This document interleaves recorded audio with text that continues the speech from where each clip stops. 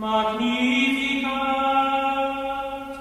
anima mea Dominum. Olá, sou Marcelo Amazonas, bem-vindos e bem-vindas mais uma vez ao canal. Esse canal que tem crescido bastante, sobretudo nos últimos tempos o canal quase dobrou o número de inscritos, né? E eu vejo que tem muita gente chegando por aqui, eu acho tudo isso é bom demais, a gente vai se reunindo para falar sobre esse monte de coisas musicais, como eu sempre digo, né? Na música, a gente pode morrer de tudo, pode morrer de tanto estudar, morrer de falta de trabalho, mas de tédio é que a gente não morre, né? Porque assunto é o que não falta. Bom, se você já acompanha o canal, então você já sabe que por aqui a gente vai seguindo os passos do nosso grande provocador Antônio Abujamra, né? E que sendo assim, por aqui a gente vai cultuando, a gente vai idolatrando as dúvidas. E é exatamente por esse motivo que eu escolhi o tema do episódio de hoje, né? Também já quero aproveitar, já quero que você já saiba que outros pontos de vista, né, outras explicações, se você tiver alguma, elas são sempre bem-vindas. Então, se você discordar de algo, é só você deixar a sua visão aqui nos comentários e já ajuda essa nossa comunidade a compreender melhor todo esse nosso universo musical, né? Bom, e já que o negócio são as dúvidas, então vamos lá, vamos mergulhar nesse monte de dúvidas acerca do modalismo e do tonalismo, de novo eles, né? Agora vai. Dessa vez eu pretendo esclarecer de uma vez por todas esse assunto, mas para isso a gente vai ter que desenrolar séculos de evolução musical. Eu já falei em outros episódios que a gente vê os modos como escalas, né? E que essa é uma visão híbrida, uma visão moderna de modo dentro do sistema tonal. Pois vamos ver como era antes, vamos ver como era lá no princípio. Pois bem, em meados do terceiro e quarto séculos foram desenvolvidos diversos cantos eclesiásticos, né? Cantos de melodias simples baseados nos recitativos das liturgias das primeiras gerações de cristãos, né? O cristianismo era novo, portanto, tinha aí 400 anos de idade, né? Então, cada região desenvolvia seu repertório, assim como a sua forma particular de execução. Então, antecedendo o que viria a se tornar o canto gregoriano, a gente tem diversos tipos de cantos litúrgicos praticados em diferentes regiões, como por exemplo o ambrosiano, praticado em Milão, no norte da Itália, né? A gente tem também o romano, praticado em Roma, o moçárabe, né, da Península Ibérica, o galicano da antiga Gália, na França, e vai por aí, né? Por volta do século VI, o Papa Gregório Magno, a gente já viu, o mesmo que criou nada menos, o calendário que a gente vive hoje, o calendário gregoriano. Enfim, o Papa Gregório selecionou, compilou, sistematizou os cantos eclesiásticos, os tons salmódicos, as diferentes liturgias ocidentais que estavam espalhadas pela Europa com o objetivo de unificar esses cânticos para serem utilizados nas celebrações religiosas da Igreja Católica, né? Inclusive é daí que vem o termo canto gregoriano, né? O que já pode causar alguma confusão em relação ao termo modos gregos, né? Modos gregos da Grécia mesmo, né? Que na verdade não são modos, né? Eram conjuntos de 5 e 4 notas, né? Conforme a gente vai ver já já.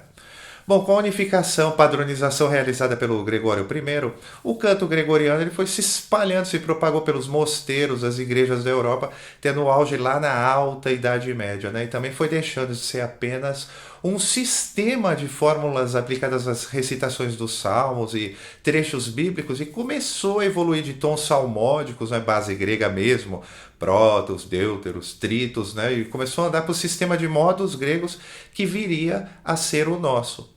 Pois bem, e foi assim como uma forma de agrupar e categorizar os cantos gregorianos que surgiram os modos no século IX, né? E ao contrário da nossa visão moderna, né? Os modos eles não eram formados por uma escala compreendida dentro de uma oitava, e sim por grupos de 5 e de 4 notas, né? As espécies de quintas e as espécies de quartas. Bom, dentro das poucas variantes possíveis do sistema diatônico, essas espécies de quintas e quartas elas tinham que ser combinadas de forma a seguirem a ordem dos tons e semitons. Então, Considerando as possibilidades, se a gente pegar as espécies de quartas e sobrepuser as espécies de quintas, a gente tem os 4 primeiros modos, né? Aqueles que a gente chama de modos autênticos. O primeiro baseado na nota Ré, o dórico, né? O segundo na nota Mi, frígio, depois em Fá, o lídio, e o quarto na nota Sol, o mixolídio. A primeira nota de cada uma dessas espécies de quintas eram chamadas de notas finais, conforme eu já falei no outro episódio. E são essas notas ainda que determinam a tonalidade do modo, onde quase sempre também a música terminava, né? E termina até hoje. Pois bem, se a gente pegar as espécies de quarta e puser abaixo das espécies de quintas, a gente tem os 4 modos plagais. Esses modos receberam o prefixo hipo, né, que no grego quer dizer inferior, que está abaixo. Então, essas espécies de quartas abaixo de quintas, das quintas, né, foram chamadas de hipodórico, hipofrígio, hipolídio e hipomixolídio. E foi assim que surgiram os primeiros 8 modos baseados nessas 4 notas finais, né? E eles surgiram nesse contexto de música vocal monofônica ou monódica, né? Com a intenção de servir aos textos religiosos. Bom, após séculos de utilização e mais teorias, em 1547 o Glarianos acrescentou, a gente já viu, mais 2 modos a esses 8, né? Um considerando a nota finalis no Lá, o eólio, e o outro no Dó, né? O jônio. Ambos com as suas versões plagais. O modo Si ficou de fora na época, né? Porque a dominante dele era um intervalo diminuto, intervalo proibido, emocionalmente instável, né? Então, e foi assim que se constituíram os modos de base, né, dentro do contexto monofônico, mas foi a partir desse período também que teóricos como o Zarlino e outros começaram a desenvolver novas regras para a utilização desses modos no contexto polifônico, como nesse exemplo do próprio livro dele. Veja, o Zarlino sugeria que o modo de uma peça polifônica devia ser definido de acordo com a voz do tenor. Então, por exemplo, se o tenor estivesse cantando o primeiro modo, o dórico, né, a música toda deveria ser considerada naquele modo, né? Porém, como na polifonia a gente tem vozes que se alternam, né, que se cruzam. Se o tenor ele tivesse no modo autêntico, o baixo deveria ser o plagal, né? E aí o alto e a soprano seriam equivalentes ao tenor e o baixo, né, mudando apenas a oitava, como a gente faz hoje em dia. E o contrário também valia, né? Se o tenor tivesse no modo plagal, o baixo seria autêntico, e aí as outras vozes já eram arranjadas da mesma maneira. E diferente do sistema de hoje, né, do sistema tonal, onde na transposição a gente tem aquele monte de acidentes, né? A transposição naquela época era bem menos complicada, né? Se um modo, por exemplo, ele estivesse numa região muito alta ou muito baixa para ser cantada, bastava acrescentar um bemol para transpor esse modo, ou uma quarta acima, ou para uma quinta abaixo, né? Você vê, esse é um conceito importante que já vai começando a estabelecer, a reforçar as relações entre quartas e quintas, né? Já vai meio apontando as coisas para o círculo de quintas, com as modulações para tonalidades vizinhas, aquelas coisas que só viriam de fato a se estabelecer depois com o sistema tonal mesmo, né? E essas duas possibilidades, né, de canto, elas foram chamadas de cantos duros, ou seja, sem transposição, e cantos moles, né, com o auxílio de um único bemol. Bom, e não foi só o Zarlino que formulou teorias para a aplicação dos modos de forma polifônica. Conforme eu já comentei, essas teorias elas foram se desenvolvendo de acordo com várias características, né? Como eu já disse, de acordo com a nota finalis, as cadências desejadas, de acordo com os princípios de imitação da fuga e também o que foi bastante importante na época, sobretudo lá no contexto da igreja. Foi não, e é importante até hoje, né? De acordo com a sonoridade, de acordo com as impressões emocionais que cada modo evocava ou evoca, né?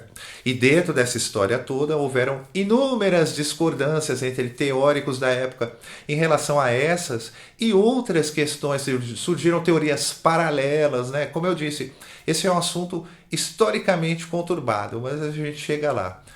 Bom, já no começo do século XVII, teóricos como o Banchieri, né, apresentaram um novo sistema chamado de ottotuoni, né, 8 tons, que era baseado no sistema dos tons salmódicos, né? Veja bem, era apenas baseados, né, porque os tons salmódicos são fórmulas fixas utilizadas para leitura dos salmos, né? Todo o sentido musical lá está ligado ao texto, né? O fato é que esse novo sistema de 8 tons, né, ele acrescentou mais mudanças ainda, eliminando, recategorizando alguns dos modos, né? E aí foi aquilo que eu já falei, toda essa confusão só foi se acalmar quando outros teóricos como o Charpentier, o Simpson, né, eles começaram a sugerir que só havia de fato dois modos, um maior e um menor. E aí já abriu as portas para essa nossa visão de modo moderno, né, como eu costumo dizer, abriu as portas para absorção dos modos pelo tonalismo, indo desaguar nesse nosso sistema de dois modos apenas, o maior e o menor. Bom, a gente viu que foram vários fatores, né, que tiveram importância dentro desse processo de evolução dos modos. E como consequência da expansão, da utilização dos modos, da evolução da polifonia, né, e que gradualmente foi verticalizando tudo, né, e com o estabelecimento do sistema temperado, as novas possibilidades de transposição, com tudo isso, os compositores começaram a gravitar em torno das sonoridades e das relações que adivinham de dois modos, o jônio e o eólio, mas sobretudo em especial o modo jônio, né, que viria a ser o modo de base para a evolução do sistema tonal, hoje conhecido como escala diatônica. Bom, agora a gente vai passando do modalismo para o sistema tonal, né? Ou seja, duas escalas, dois modos apenas, né? O maior e o menor. Eu já pensei bastante sobre o porquê da escala diatônica ela ter se tornado a escala de base do tonalismo. E se a gente analisa essa escala, a gente pode ver que ela possui várias características bem peculiares que acomodaram, digamos assim, as regras, as sonoridades, né, do tonalismo. Veja, de todas as escalas de 7 notas possíveis, a escala diatônica é que possui o maior número de intervalos consonantes e também maior número de tríades maiores e menores, né? Se a gente considerar que a escala diatônica comporta os dois modos dentro da constituição dela, né, o maior e o menor, o que vai gerar os mesmos acordes, né, com funções diferentes, então a gente possui 6 tríades maiores ou menores, enquanto todas as outras escalas primárias, né, menor harmônica e melódica, possuem apenas 4 tríades maiores ou menores. A escala diatônica é também a única escala de 7 notas que possui apenas um trítono, todas as outras têm 2 ou mais trítonos, né? E essa escala, a escala diatônica também junto com a melódica, né? Só que ela apareceu depois, né? Elas são as únicas escalas que possuem apenas 2 tipos de segunda, a segunda maior e a segunda menor, ou seja, elas são formadas por conjuntos de tons inteiros separados por um semitom, enquanto que as outras escalas de base têm a segunda aumentada. E existe ainda um outro fator bem importante nessa história, eu diria que talvez seja o mais importante, né? Que é o fato dessa escala possuir os semitons entre o terceiro e o quarto e entre o sétimo e o oitavo grau, sendo que todas as outras notas são adjacentes. E então isso faz com que a escala diatônica seja extremamente eficaz no sentido de produzir uma função forte de tônica no acorde construído na nota inicial, o acorde do grau 1, uma vez que a cadência principal, a do quinto grau, envolve esses dois semitons, né, no nosso famoso intervalo de quinta diminuída ou trítono, né? E apesar do acorde do sexto grau também poder assumir o papel de tônica, né? Ele é mais usado como final, numa cadência de engano, né? Porque ele traz sim um certo sentido de resolução, mas ainda deixa aquela sensação de que não ocorreu uma resolução completa nesse sentido. Ele é muito mais direto quando a gente retorna para o 1 mesmo da música. Como a gente pôde ver, a escala diatônica ela é um recurso ideal para música melódica, harmônica e tonal. Ela possui várias tríades consonantes, possui poucos intervalos dissonantes, ela é melodicamente homogênea, né, com apenas dois semitons, e tudo isso mostra para a gente de forma bem clara, né, o porquê desse modo maior, ter se transformado na escala de base do tonalismo, né?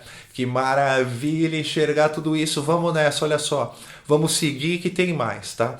É o seguinte, a gente viu que todos os modos da escala diatônica, eles foram amplamente utilizados na música ocidental pré-tonal, né, lá na Idade Média.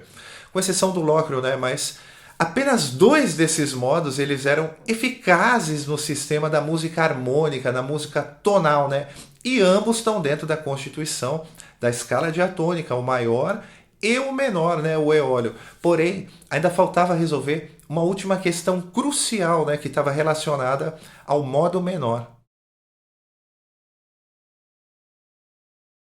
Primeira coisa que eu já vou dizer agora que a gente vai começando, né, a se encaminhar para a última parte desse episódio de hoje aqui. Conforme a gente pôde ver, os modos também abrangiam a ideia de tonalidade desde o princípio, né?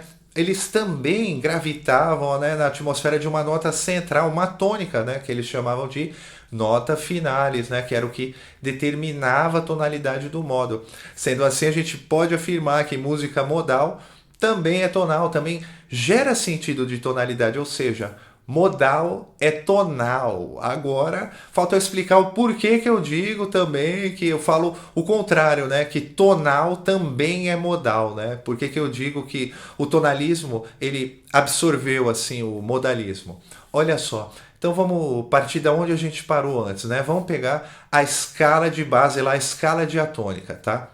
A gente já viu que essa escala ela possui a constituição e a sonoridade, né, dos dois principais modos que restaram no sistema tonal, né, o maior e o menor, que a gente chama hoje em dia de relativo menor, né? E aí a gente chega naquela outra questão vital, né, que é a independência, digamos assim, do modo menor. O modo menor dentro do sistema tonal como oposição mesmo ao maior, como contraste. Para isso acontecer, era preciso resolver a questão da sensível paratônica. Veja, apesar de possuir o mesmo conjunto de notas da escala maior, né, a escala menor não tem os intervalos de semitons entre o terceiro e o quarto, nem entre o 7 e o 1, né, e sim entre o segundo e o bemol 3 e entre o 5 e o bemol 6. Logo, ela não possui um trítono que gera a mesma sensação de tonalidade, né, que empurra, que conduz de volta para o grau 1, como a escala maior possui, né? Por conta disso, foi feita a primeira alteração da escala menor de base, né? Simplesmente elevando o sétimo grau da escala em um semitom e criando uma falsa sensível, né? Como eles diziam lá no começo, uma nota que fazia semitom com a tônica, né? Agora, com isso, embora se resolvesse essa questão harmônica, por isso o nome, né, inclusive da escala, escala menor harmônica, né?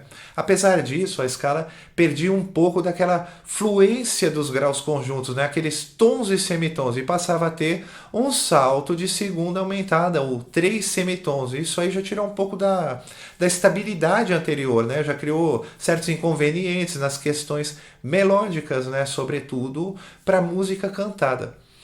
Pois bem, fez-se assim uma nova alteração, dessa vez para devolver ou realinhar, né, o caráter melódico estável da escala. E assim o sexto grau também foi alterado, passando para maior, né? E aí voltando ao padrão de tons e semitons, né? E aí com isso a gente ficou com a escala menor melódica. Bom, agora sim, só falta a gente ver o resto das relações, né, entre as escalas de base, essas relações que constituem o tonalismo, né, que é um conceito que também gera sentido de tonalidade, mas de outra forma, como a gente viu aí, né, ele tem o trito no meio como engrenagem harmônica, e foi essa história de sensível para tônica que permitiu a independência do modo menor, né, ele abriu as portas para todas essas relações de alternância entre o menor e o maior. Bom, agora eu estou colocando essas quatro escalas de base aí, a maior, a menor e as outras duas menores, né, harmônica e melódica, mas agora tudo em dó para facilitar essa essas alterações, a gente visualizar as alterações dos graus. Olha só, a gente viu que quando a gente está no maior, né, no jônio, a gente tem o trítono no acorde do quinto grau, que empurra, né, a gente de volta para a tônica, e que isso não acontece no modo menor. Então, logo, quando a gente toca uma música em menor, né, seguindo as regras do tonalismo, uma sensível que nos encaminha para a tônica, a gente tem que usar o acorde do quinto grau de um outro modo, entende? E é por isso, né, que eu digo que o tonal é modal, ou o modal foi absorvido pelo tonalismo, né? Porque cada vez que a gente faz uma cadência perfeita, por exemplo, né, na música tonal menor, né, a gente está usando um acorde de um outro modo, né, nesse caso do modo maior, do jônio. A gente pega o acorde do quinto grau da escala maior e usa ele, porque ele tem a sensível, né? Porque o sétimo grau do maior faz aquele semitom, conduz de volta para o 1, né? Maior ou menor, não importa, ele conduz para o maior ou para o menor. Bom, e no tonalismo, isso não acontece só do menor para o maior, essa visão também acontece ao contrário, né? E uma vez que os acordes, essas tríades dos dois modos, tanto o maior quanto o menor, eles partilham, né, de funções harmônicas. E como a gente viu, ambos estão dentro do mesmo conjunto de notas, que é a escala diatônica. Bom, então vamos supor que dessa vez a gente esteja no maior, né? E aí a gente tem uma cadência como um 2-5-1 lá. A gente pode fazer essa cadência com os acordes do próprio modo maior, né? Ré menor, Sol, Dó, mas a gente pode utilizar os acordes dos outros modos ou escalas também, né? Por exemplo. Então, ao invés de utilizar o 2 menor, eu posso utilizar o 2 diminuto, né? Por exemplo, o meio diminuto, né? Se for uma tétrade, né? Ao invés de utilizar o 5 do maior, posso utilizar o 5 do menor harmônico, por exemplo, né? Ou do melódico, e vai por aí, o 5 que eu quiser, como eu falei.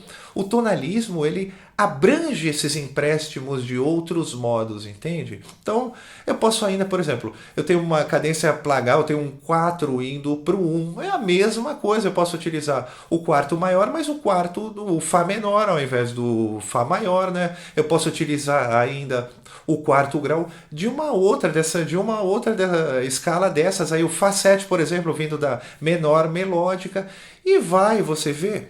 E essa troca de acordes, né, que a gente chama de empréstimo modal. E esses empréstimos modais, eles são parte estrutural do sistema tonal. Bom, uma vez que esses empréstimos eles fazem parte da essência do tonalismo, a gente pode dizer que o tonalismo também é modal, porque ele é baseado nessa alternância entre o maior e o menor, enquanto que o modalismo, eu já falei, ele conserva um único conjunto de notas, né, com uma única tônica, né? Quando a gente está trabalhando modalmente, por exemplo, a gente não tem empréstimos de outros modos, entende? Não tem empréstimo modal no modal, né? A gente não está inserido no meio desse maior, menor, dessas coisas, não, porque o modo ele tem a própria sonoridade, o modo ele é a tonalidade dentro dele mesmo, né? Tanto que se a gente muda a nota final, se a gente muda a tônica, né, a gente muda o próprio modo, né? Isso aí a gente já considera modulação modal ou mistura modal, né? Eu já falei sobre esse assunto, inclusive mistura modal, lá no episódio do Moacir Santos. Vou pôr o link aqui, se você quiser depois você pode assistir o Moacir. Use e abusa muito bem, inclusive, de todas essas sonoridades modais, com categoria. Bom, e como eu disse, como a gente vai até os dias de hoje, então falta eu lembrar algo, né, que eu mostrei no episódio anterior. Se a gente mantiver a ideia antiga, né, de conservar cada grau de uma escala como nota finales, né, como tônica de um mesmo conjunto de notas, a gente vai ter os 28 modos ou 28 escalas modais, né, que são as mais conhecidas hoje em dia, né?